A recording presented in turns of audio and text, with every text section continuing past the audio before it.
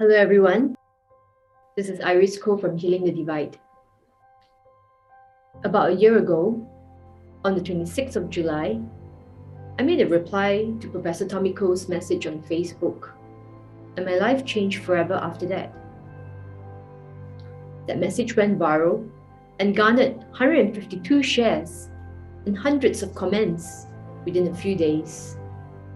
Professor Tommy Ko's suggestion to bar entry by unvaccinated persons to our markets, supermarkets, hawker centres, restaurants, bars, concerts, weddings, sports events, and places of religious worship was shocking, to say the least. 1 year on, the sad thing is that we seem to have accepted these restrictions as the norm of everyday living.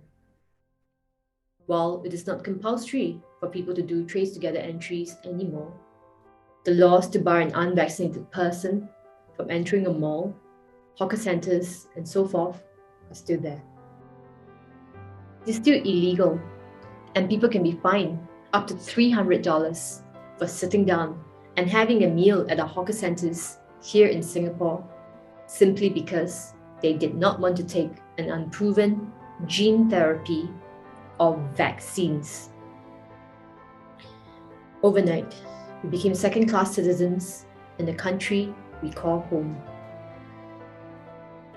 Recently, I was just put on a 7-day SHN or stay-home notice, even though I was tested negative on my ART test on the day of my return from Malaysia. You may wonder, what's the science and logic in all these? To be honest, I also do not know. And sadly, I have to conclude that these mandates are not based on science or logic, but they are purely political. It is said that our personal lives, our health, and our safety of our loved ones are now determined by politicians and no longer in our own hands. We have lost the ability to be able to say yes or no freely because our jobs are on the line. Our ability to have a normal life has been taken away from us. Now, I could go on, but I won't. The past 1 year has been very traumatic and shocking for all of us at Healing the Divide. Personally, I have also risked my name, my health, and my life to stand up and speak up against what is happening here in Singapore. One lawyer even wanted to sue me for bankruptcy. But I pressed on and endured ridicule, hardships, suffering, and hostility from friends and family because millions of lives are at stake, and I cannot, in my own conscience, turn a blind eye to what is happening. I know many people also had to suffer untold personal losses, hardships, and humiliation. Many have also split from your families and loved ones due to these vaccine mandates. It's almost a year now, and I'm in the middle of making a little video to share with everyone, and I hope you can help me. I want to ask you some questions. Number 1, what do you think is the greatest divide in our society today?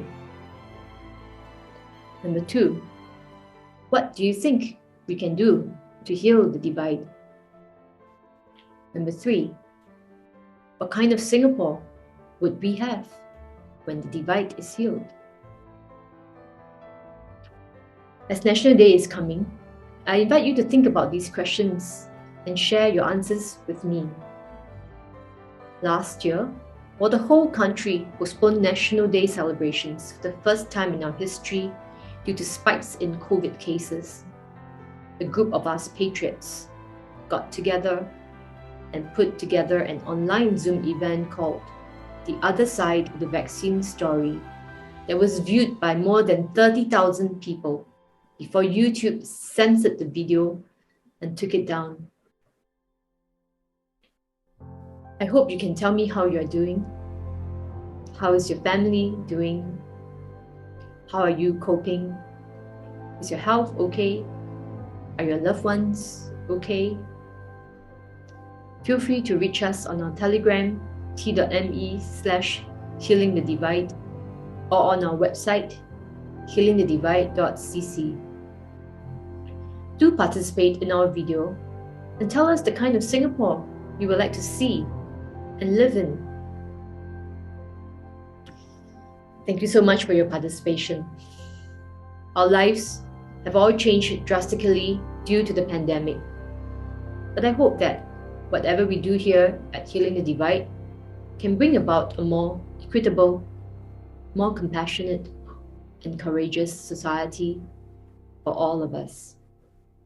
Thank you for listening.